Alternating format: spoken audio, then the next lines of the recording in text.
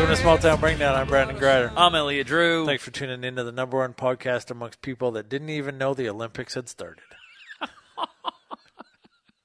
That's a direct shot across your bow, my friend.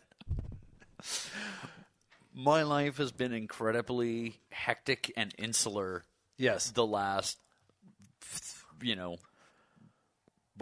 25 years, let's say. Yeah, it's been a long time. I really, fuck the world. Yeah. You're pretty much just, what's going on with me is what's going on. Yeah. No, we've had some stuff going on with my with family stuff. So yeah. it's been really, we've been very focused on that. Yeah. So the world be damned while we're dealing with what we have to deal with. And eventually, I don't know what's happened in the news. Yeah. I don't know what's happened. I barely know what's happening in town right now. All I know is that we're about to get really busy. I've got a bunch of stuff coming up in the next, 3 weeks that I have to get done. And none of it's even thought about yet. Yeah. That sounds good. And although I know it's coming, I don't even know what days it is. It could be happening tomorrow. And you're just going to find out. And I'll find out and I'll be like, okay, let's go do that. Let's deal with it. Yeah, there's stuff it's nuts. Yeah. My life is nuts. And yet we have this other stuff that's been the most important thing that we had to deal with. So we're dealing with that. And hopefully that's over now. Yeah. And things will improve and I can open myself up to the world again. Yeah. But in the meantime, between time, that's just been what's important. And we got to deal with that stuff now. Well, of course. So that's the stuff we've been dealing with. So Well, I mean, we mentioned it before. You had a death in your family. Yeah. And no matter what, as much as we like to joke about the world and all of that shit, there's a lot of things that are very important. Yeah. And some things are more important than others, and that's one of the things that's more important than others. Yeah. So you were dealing with some shit. You were dealing with that, and hopefully now the majority of that is done. Yes. And you can move on. And start to look at the world again. But this weekend was kind of a culmination of a bunch of stuff that we had to get accomplished because of that, and those kind of things that you have to do, and services and whatever else, and that stuff. So we did that. So when somebody was like, "Oh, the Olympics," and I was like, "The Olympics already?" And didn't it just happen? But I know the Olympics were coming. I was listening. I was actually looking forward because I heard there was some really cool stuff going on at the opening ceremonies. I was like, "Oh, I'm going to watch that shit." Yeah. And this is a few weeks ago, and then it just left my consciousness, and I'm like, "Oh yeah, the world is gathering for a celebration of sport." And there's going to be a hockey thing at some point, because let's be honest, as Canadians, we Olympic, but we Olympic so we can hockey. But see, the thing is that used to be I was like, it's cool to see the Canadian skiers and the snowboarders and all that kind of stuff, but they were never really I'll be honest, they were not that good.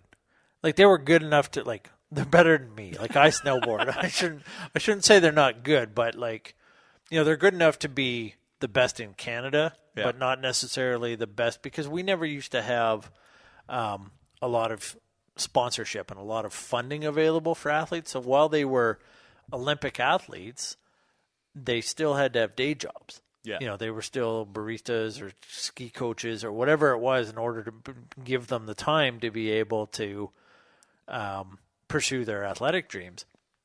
But now there's a lot more funding available. So the government of Canada is putting in all of this funding. So our athletes are actually getting better. And so now there's actually more, because Vancouver in Canada hosted the Olympics in 2010.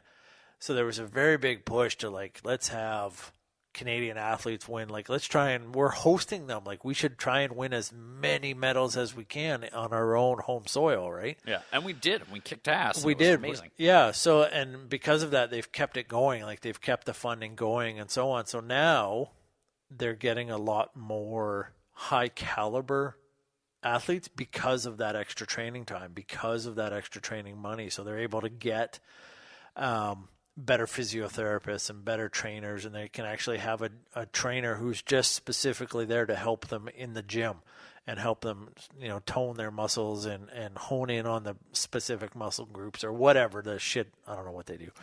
Yeah. I was watching a documentary. Yeah. Look at me. I don't know anything. I don't even know what a muscle group is. Okay. It was on a TV show. I'm good to go. If I could watch it from my house or from the comfort of my couch, I can learn about it. I totally watched a guy work out. It was amazing. Yeah, it was like he was sweating. I was cool because I was in a climate-controlled room eating my potato chips. But other than that, he was, he looked like he was working really hard. But because of all that, so now the Canadian athletes have become that much better. So like, I used to only watch hockey. I watched other sports, but hockey was kind of, you're right. It was kind of like the predominant sport that everybody, like Canada, we're very hockey centric. Yes. We claim it as our own. We claim that the best hockey players come from Canada. And we're justified in that. We are. That's the thing is it's not like we walk around being like, we're the freaking bomb at hockey. Like, we are the bomb at hockey. Yeah. For the most part, we kind of rule that sport as a nation. We really do produce some of the. We're very concentrated on it. Almost every kid that I grew up with at some point in time, like whether or not you played hockey on ice or like you just played floor hockey at school. Yeah. Everybody plays hockey at some point in time. Exactly. Like if you're Canadian, you've played hockey. Yeah. You may not be great at it, but you understand. Like you understand the game. You know what it's all about. You've taken a stick and put, and shot something into a net. Yeah. At some point in time, since you were born. If you were born in Canada. Yeah. So I was very much that way. Hockey was all about the Olympics for me. That's kind of what it was. But now as they've been developing these athletes, I've been getting into other sports. And I want to say it was probably about 16 years ago, maybe 20 years ago.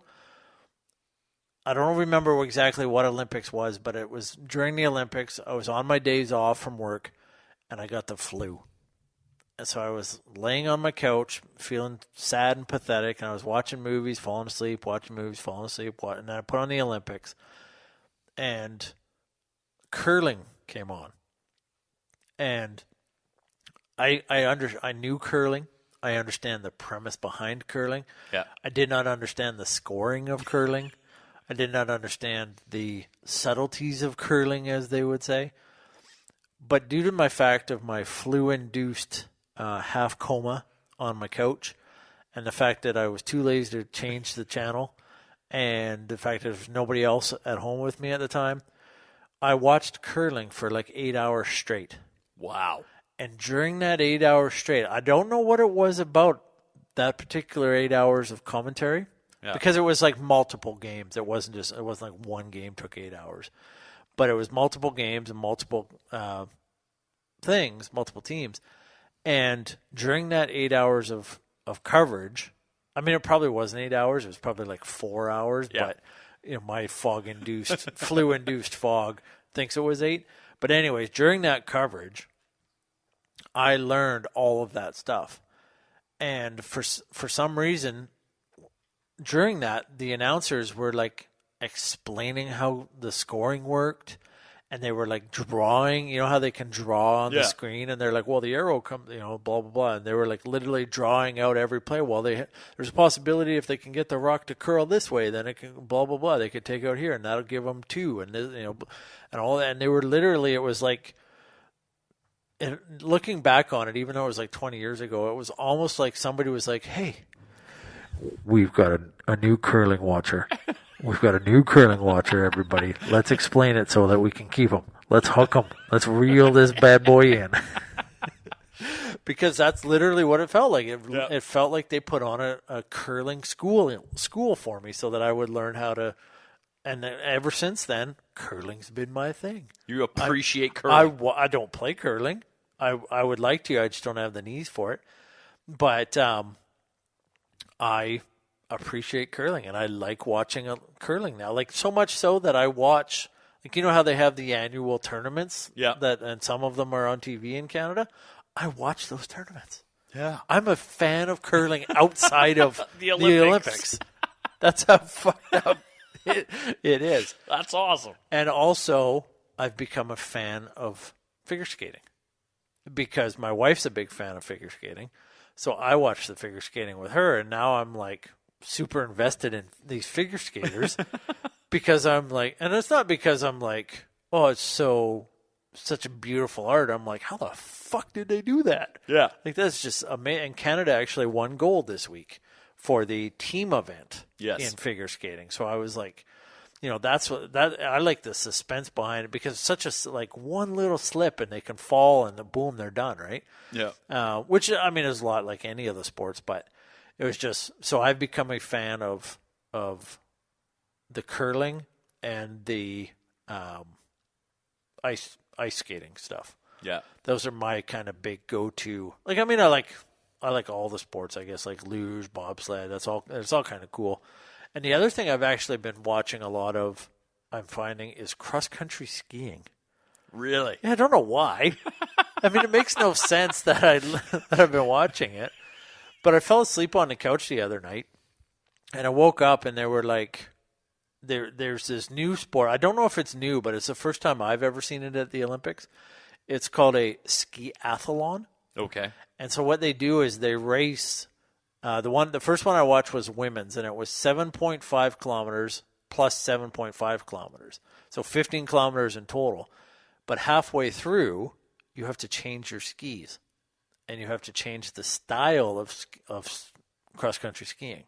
Because there's actually two different styles. I didn't know this shit either. There's two different styles of cross-country more skiing. than one way to ski across the country? Yeah. So like when you do the classic skiing, it's like what you think. When you think of cross-country skiing, it's your hands out in front of you. Yeah. And your feet are going like a Nordic track fucking cross-country skiing. That's what you think of, right? So that's called the classic style. Okay. And that's the way people have gone across continents. It's the way people have gotten to the South Pole, the North Pole, all of that kind of shit. Mm-hmm. But then somebody invented this style called the skate style. Okay. So instead of having I got to put my drink down so I can explain this.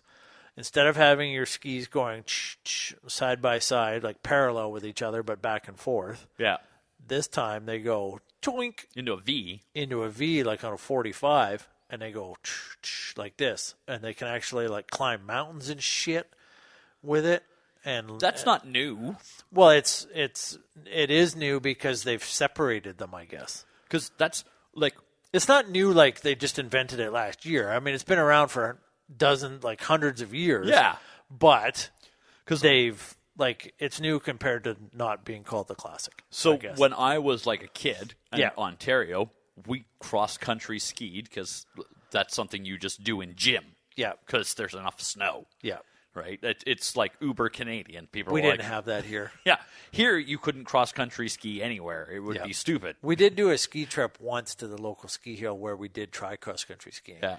But, like, you would just go, you didn't do it at a gym, but you go to, like, the community rec center. Yeah. And where you could, like, much like you would go to an arena and just rent skates, Yeah. you could rent cross-country skis. Okay.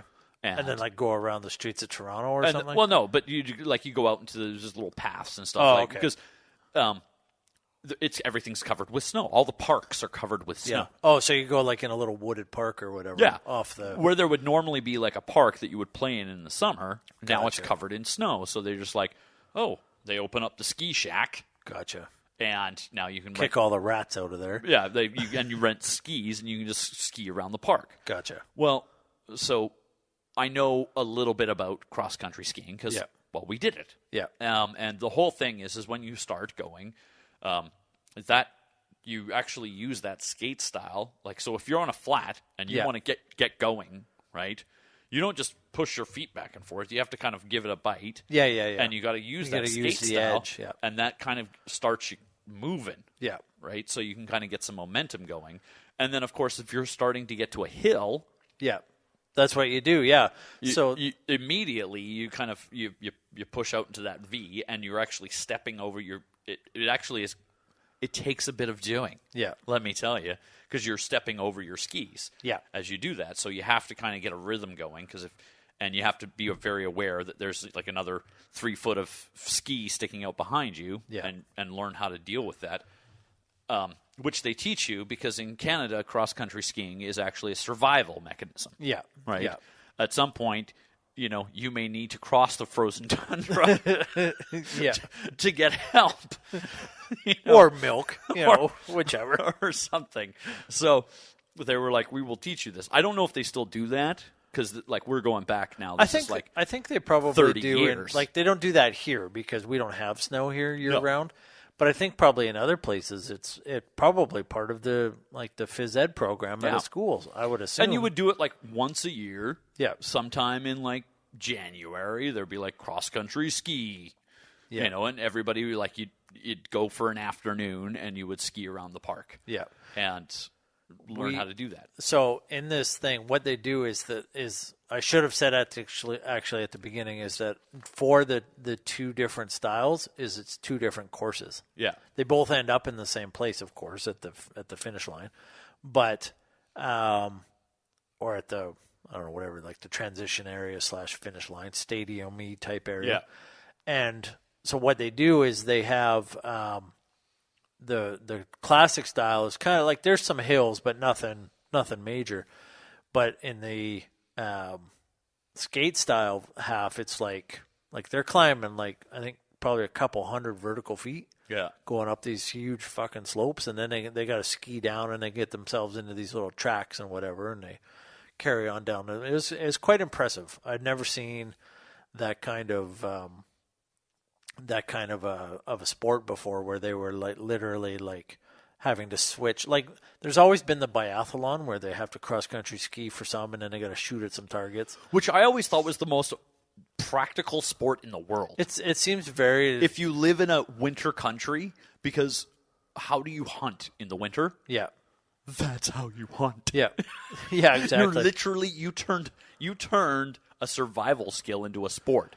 Go ahead. Well, because you ski, you see something, you lie down, you shoot at it, you don't get it, you ski. Yeah. Right? Well, the only difference is that they shoot at something. Hopefully, if they don't get it, then they're out. Well, the Olympics originally started off, everything that you did in the Olympics was a natural thing. They had horseback riding. Yeah. Horseback riding was a part of the Olympics. It's actually still part of the Olympics. Yeah.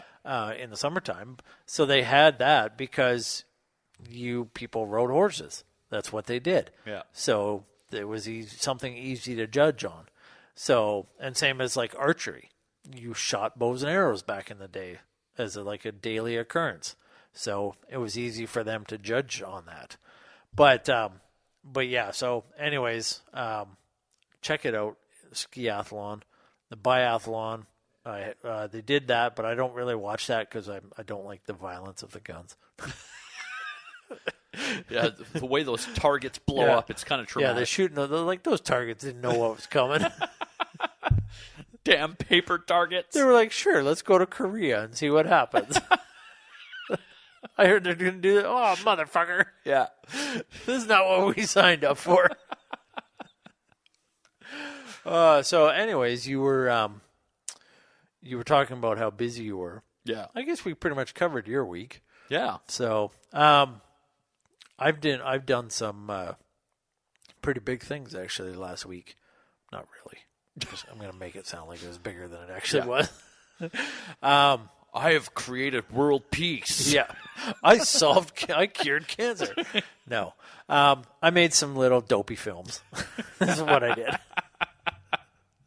So, yeah, I haven't really been as busy and as hectic a life as you've had, but I've been busy in the sense of getting some work done, making some films and writing. I've actually started writing again lately, so that's been good.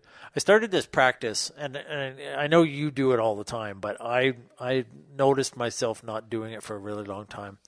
So I started again, and once I started, I really found it quite easy to be doing it again. But I started reading again. Yeah. I feel like I'm always a reader, but I've been finding I've been doing a lot of my reading online with my tablet or my phone or whatever, or I'm quickly switch over to videos or the television or movies or whatever. So I've discovered that I need to read more. And so because my wife's been going to school for like shit that's way above my pay grade. It's not really, but philosophy and global studies, like political science type shit. I've started reading her books, the books that she reads for school. And the one I started is, I'm not that far into it. I'm still in the introduction, but I've started at least. And this was just the other day I started. So I'm really finding myself, like I used to read a lot, like probably more than you read now. And you read a lot now. Yeah. But you read more when you were younger as well. Yes, that's true. So, but I used to read a shit ton, and now like I was thinking about it. It's probably been like 3 years since I've actually read a book to completion. Wow. Yeah, exactly. Wow. Exactly. So, not that I haven't read. Like I've read lots of other like nature like I read a lot of National Geographic, and like I'm reading stuff. It's not like I'm not reading at all. But I was thinking about it. I haven't actually physically read a whole book cover to cover in like probably 3 years, 2.5, 3 years, something like that. And I was like, that's not a good position to be in. No. Because, you know, when it comes right down to it, books are there and they're always going to be there. And that is ultimately where all of our human knowledge is. And yes, we have the internet now, but, you know, batteries don't die on books. Well, the other thing, too, I find is that reading books, whether it be fiction, nonfiction, with the exception of like a textbook. Yeah. But if you're reading stories, Yeah. right, it activates a part of your brain because you have to you're filling in all that stuff Yeah. in your head, right? You create, like if there's a character in a book, no matter how great the description is, how well the author gives you all the bits and pieces, you use those bits and pieces. But if you were to pull a picture of a character out of your head and I read the same character, they would look different.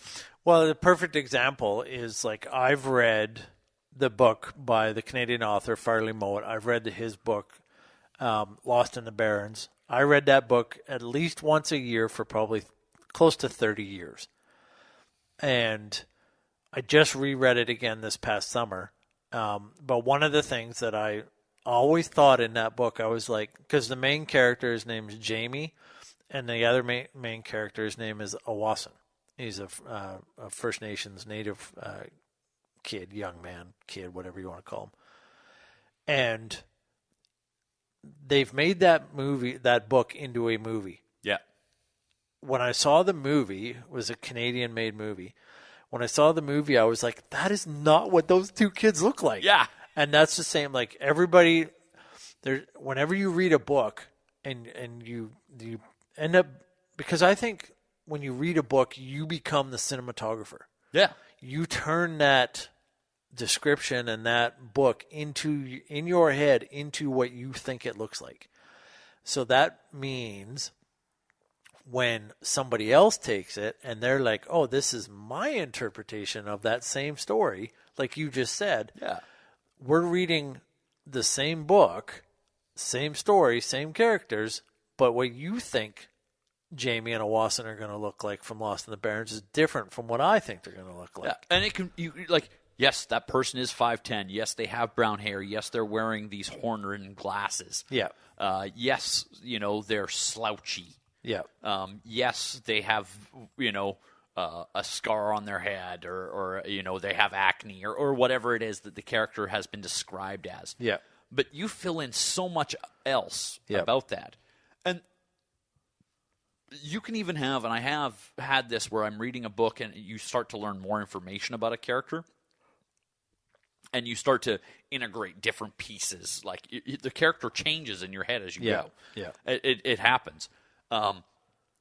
But that's part of why reading is so important. Yeah. And really, to a certain extent, is why I believe that reading fiction is so important. Because I think that building those worlds in your head, Yeah. being able to assimilate that information and turn it like immediately you're imagining, you're being creative. Yeah. And it keeps a part of you kind of alive that otherwise kind of shrivels up, because day to day you don't have necessarily up. If I'm just reading news articles all the time, this is the facts, right? Somebody got killed, or Just a the train, facts, or, man. like rolled over, or I'm reading, environmental disasters, or even if it's good news, right? It doesn't matter. It's just the facts. I get the facts from the story. It's a short bit. I assimilate the information, but that's all I have to do. I just have to assimilate the information. Yeah. Man saves baby from train. Excellent. Yeah.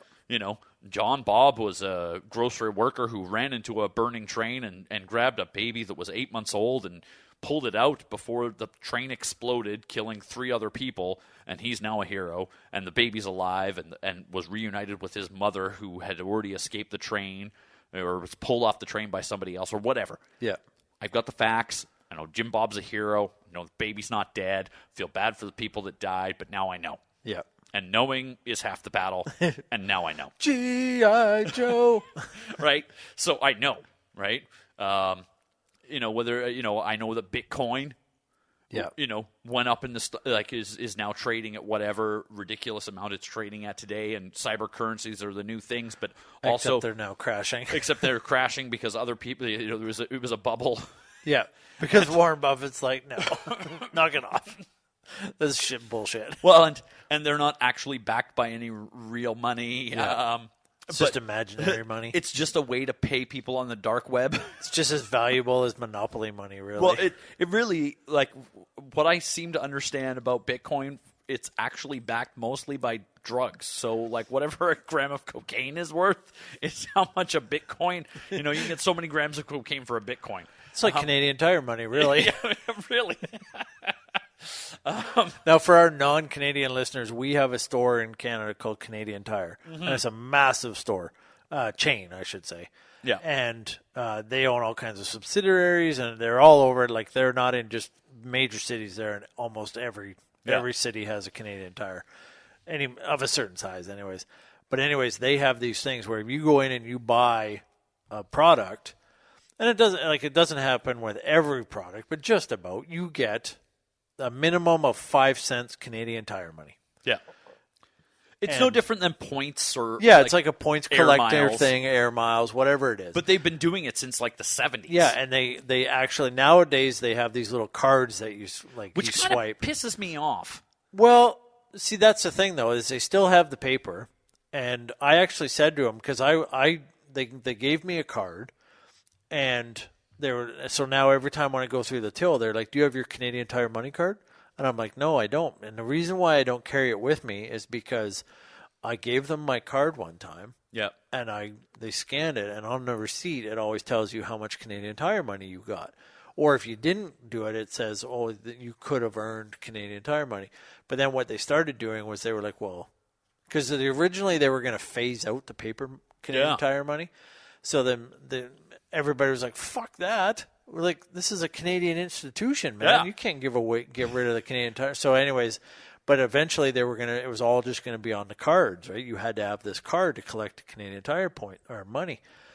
But anyways, on the receipt, it says you earned $1.40 in Canadian Tire money. You earned 10 cents, whatever it is. Yeah.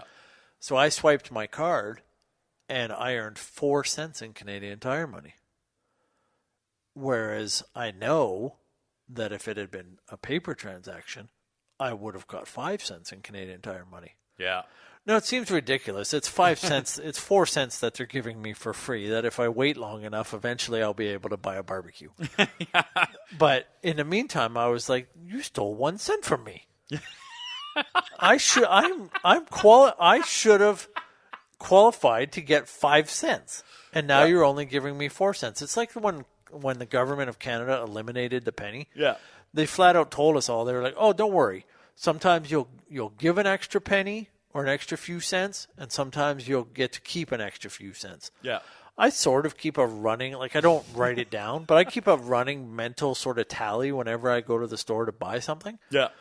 Now, granted, I do mostly interact nowadays, but when I do pay with cash, I keep a running tab of how much extra coins I've gotten to keep Yeah. and how much the government has gotten to keep, I very rarely ever get to keep the extra fucking 3 cents. It always rounds to the government in my favor. It doesn't round to the government. It runs to the store owner, just so you know that, eh? Either way. Yeah. Still pisses me off. Well, the stores are in cahoots with the government. I just want to let you know that if you're setting your rounding parameters, which Yeah. you can do in most systems, you just set it to always round up. Yeah. And it always will. And nobody questions it. Well, no and one's like, wait a sec, you said it was 132 and because nobody cares. Yeah. I know the grocery store that I shop at most of the time always rounds to the customer. Yeah. So if it's $1.32 or $1.33, they'll down round to $1.30, and Yeah. then that's what you have to pay. But anyways, with the Canadian Tire money, with the card, so I went to them and I said, they asked me, I was buying something else, and they were like, do you have your card? And I was like, no, but last time I was here, I should have got 5 cents, and I only got 4 cents. So what the fuck? Yeah.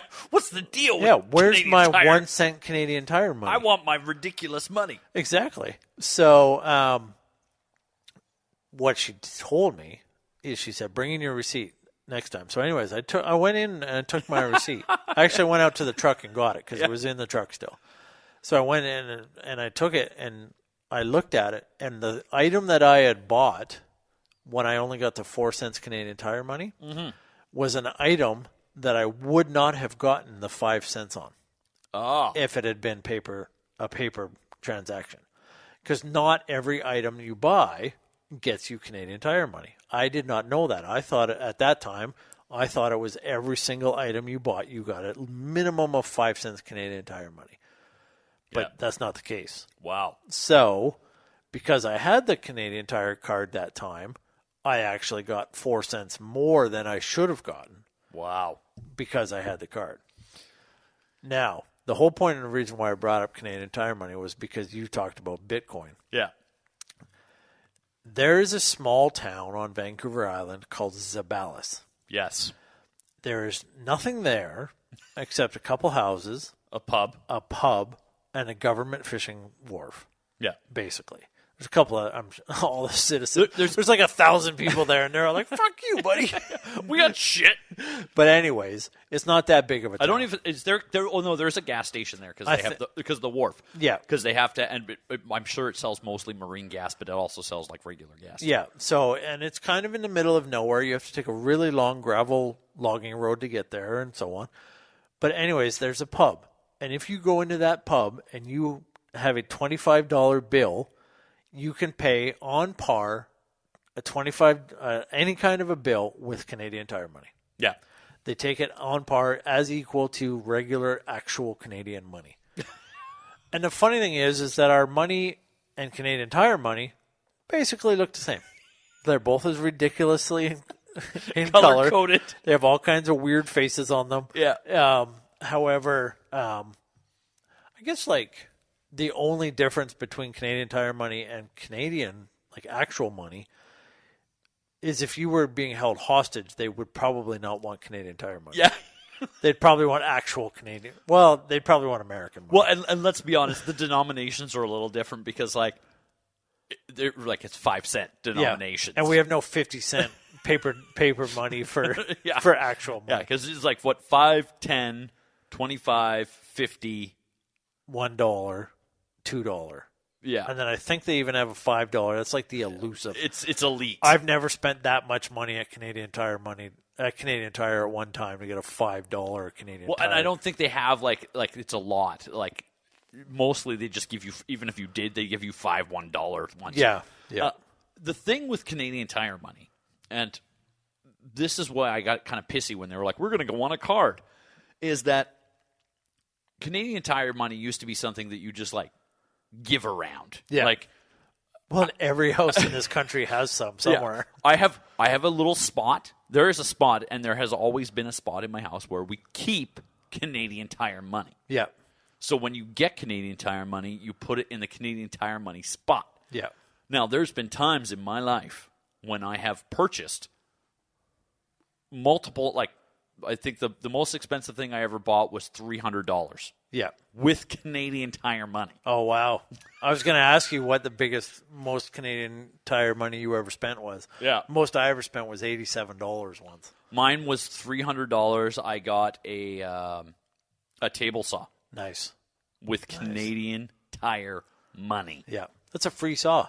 It was a free table saw.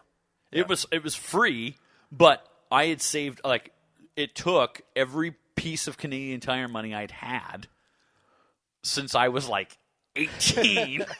Since you were old enough to have to buy shit at Canadian Tire. Well, or even like, like just started because you collect it. Like my dad had a big stack, right? Yeah. And yeah, my dad always had a stack in the shop. He had a Yeah. stack in the drawer, had a stack in the glove compartment of the truck. yeah, There's always Canadian Tire money around. and I remember at one point I'm like, my stack's really big. I should sort that out. And I'm like, wow, I have like almost $100. Yeah. So I got to $100, and then I like wrapped it up, and I'm like, this is $100 worth of Canadian Tire money, and I put it in a drawer, Yeah. and then I just forgot about it, and I started collecting again, and then I'm Started the like, stack my stack's pretty big. What? Oh my gosh, I'm 87. So then I started paying attention, and then I got to another $100, and I put it in a drawer, Yeah. and I think I was like in my mid-30s, but I bought a table saw with Canadian Tire money, and it was like the proudest day of my life. I swear, walking in there, Your and they're hand like, on your heart while and you they're- listen to the anthem. they're like, "How will you be paying today?" And I'm like, "With Canadian Tire money." I'm pretty sure that sometimes they've got it. Like I went in and I bought it was a beer cooler, food cooler for when we go camping, and I was like, "Oh, I'm going to pay with Canadian Tire money," and she was like, Because they got to Fine. count it, and it's in like five, like it's 5 in cent 5 cent denominations. denominations. Yeah. So like counting $300 worth of Canadian Tire money when most of it is in 5 cents. Because let's be honest, it's not like I'm going to Canadian Tire spending hundreds of dollars all the time. "Yeah, yeah." I've got like it's Like 5 cents. $8. You need a Five. part for your sink Yeah. or whatever. Yeah. So it's a lot of 5 centers. Yeah. The only thing I always do is we always separate them Oh, and I into did that. into denominations. Yeah. So that when I understand they have to count them, and I don't fault them for that because they're going to make sure it's accurate. Because essentially they're giving away free product. Yeah. So they got to make sure it's accurate, and I have no problem with that. But the least we can do is put it into separate denominations for them, so they can be like 5, 10, 15, 20, 10, 20, 30, 40, whatever, right? Yeah, So and I did that. I make it a was little bit easier for considerate, but it took the entire counter. Yeah. Like, it was a lot of Canadian. Yeah, it took the woman for my $86 cooler. I think it took her like almost 15 minutes. Yeah. To count it, because again, it was the same thing: 5 cents, 10 cents, so on and so forth. I left it and went away. I'll be back. Yeah, I'm like, this is what I'm buying. Here's my Canadian Tire money. I'm going to go shop for more stuff. yeah. I'm gonna earn some more Canadian Tire money. I'm going to go shop for more stuff while you're dealing with it because I knew it was going to take forever. Yeah, yeah. So I'm like, here you go. I know how much is here. Yeah, So, like, if I come back and you're like, "Oh, you didn't make it," like I'll give you within 50 cents. Yeah. But there's $300 worth of Canadian Tire money there. I know it. I know it's there. You can't screw me over. So I'm happy to leave you with it, and I'm going away. yeah. And sure enough, I came back and she was like, we were right on the penny with what we had spent, and she's like, "Yep, here you go. Nice. Here's and I think by the end, I didn't have to. I couldn't pay for the whole thing. I still had some taxes Yeah. that I hadn't thought about because it was like, this is $299, Yeah. And it was- you had $300, and I had $300, so I had taxes on top of that. And this is kind of. I Plus was your so additional excited that I stuff. had the money to buy it. I didn't even wait for it to go on sale, which I'm sure it would have eventually. I paid full retail price Nice. for it in my but even then I'm like, I don't care, it's free. Like, Yeah. What's it off my nose is like, I'm sure it'll be $50 off in like 3 months or whatever, but Yeah. today I want it. I have enough money. Yeah. So I watched this news story. Well, you know how like on the news they do like you get 3 minutes and 3 minute stories, 3 minute stories, and then all of a sudden they'll do like a 10-minute story near the end.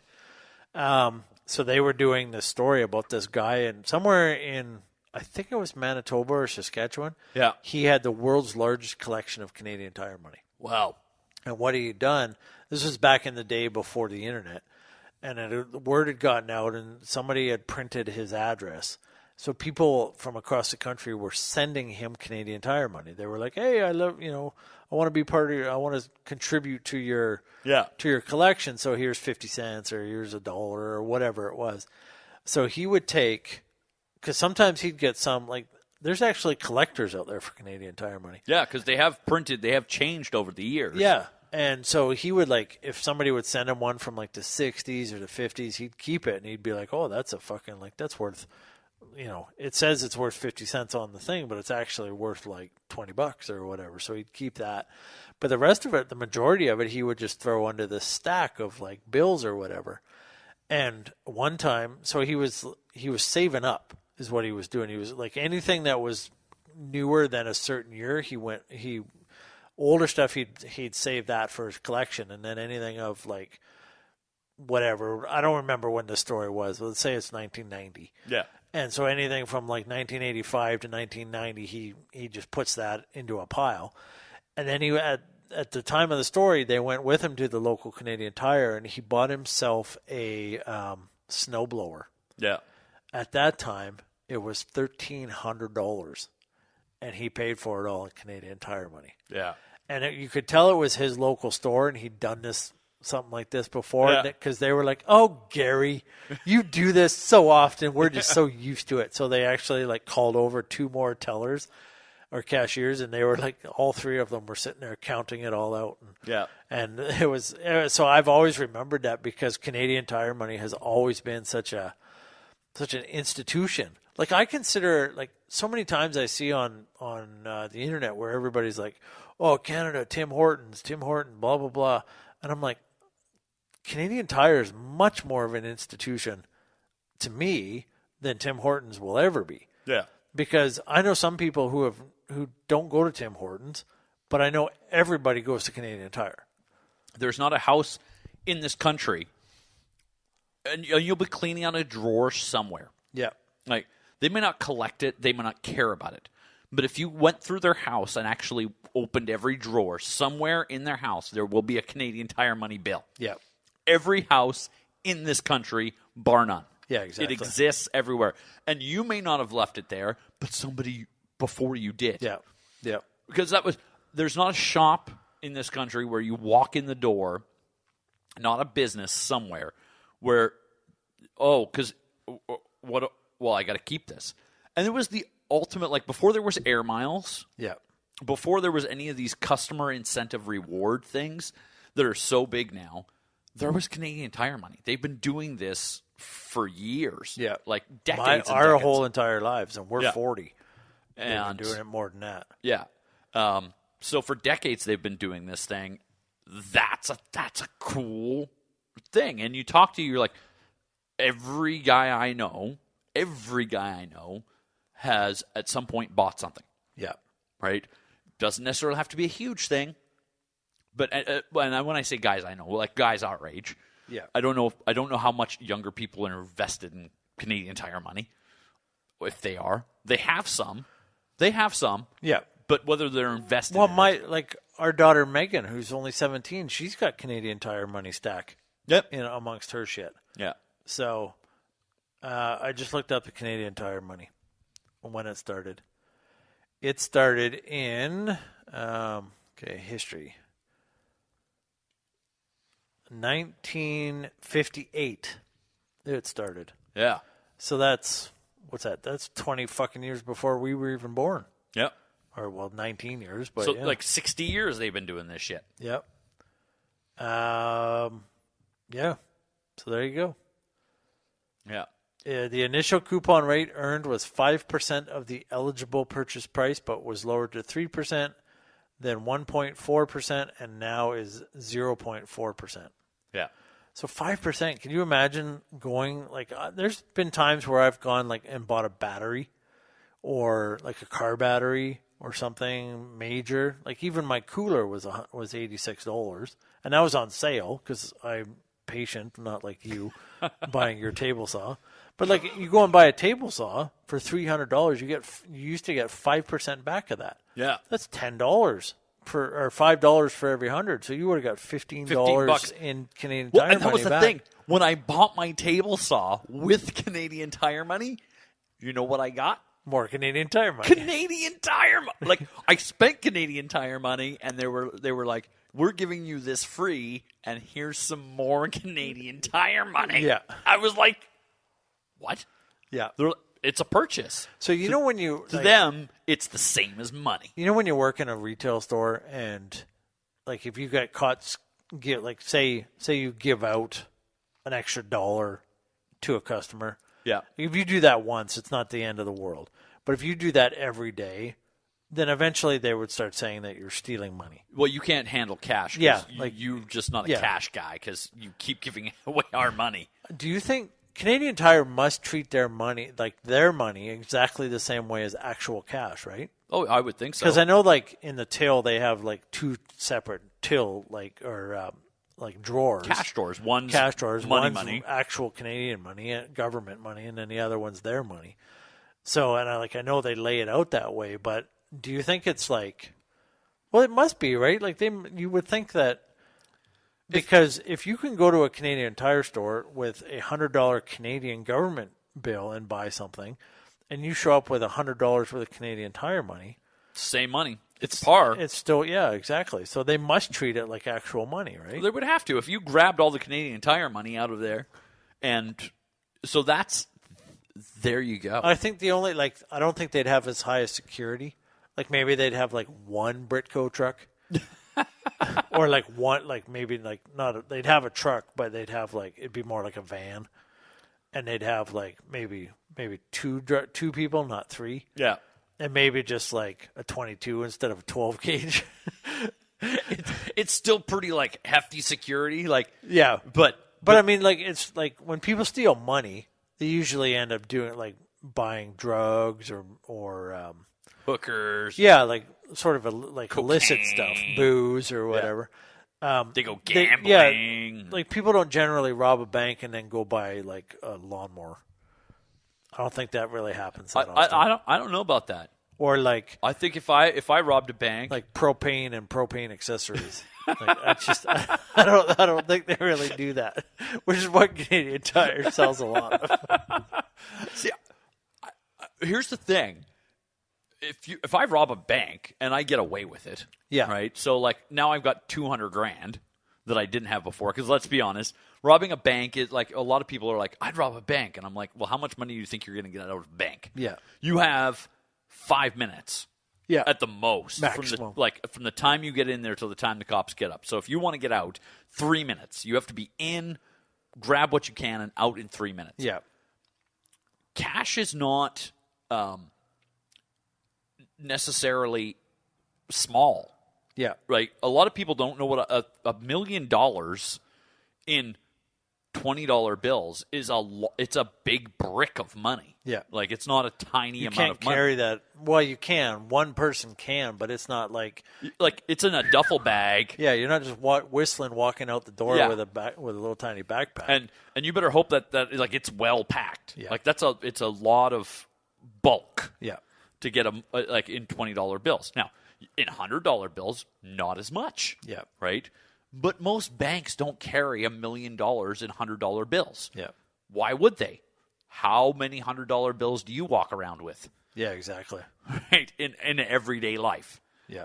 Not that many. It doesn't make a lot of sense, right? Yeah, and that's the thing. Like I would bet, especially in Canada, maybe in bigger cities like Vancouver or Toronto or Ottawa or something like that, maybe they have $1 million. But even then, I would like if you go to a bank, like I went to a bank a little while ago and I pulled out $2,500. Yeah. I had to wait for the teller to get that much money for me. Yeah. Because I was like, oh, I need to take out $2,500. And she's like, okay, shit. Well, she didn't swear, but she was like, okay, can I ask you to just go have a seat over there? Because I don't actually have that much money in my, like in her drawer or whatever. So she had to go and like gets a fucking manager and like get another signature and all this kind of stuff to be able to get $2,500 to give to me. Yeah. And that was, and so like to have $1 million sitting around, it's not like you see in the movies or TV. Yeah. They don't have big like $8 million sitting there, like, especially in Canada. Yeah. So like you're better off to like rob an armored truck where there's a bunch of cash in it. But most bank But I robberies, mean, those guys got guns. So. Yeah. Most bank robberies, like if you get away with a couple, like $100,000, that's a great bank robbery. Yeah. But $100,000, although it's going to help you, like don't get me wrong, $100,000 is a lot of money.